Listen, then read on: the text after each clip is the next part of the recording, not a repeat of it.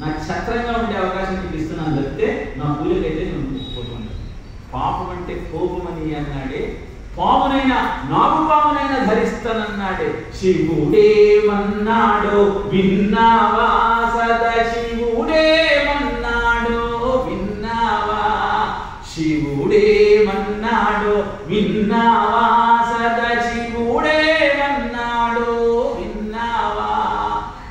తై తై అంటూ ఎగిరాడే, తక తై తై అంటూ ఎగిరాడే.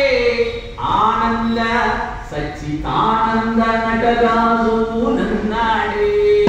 శివుడేమన్నాడో విన్నావా?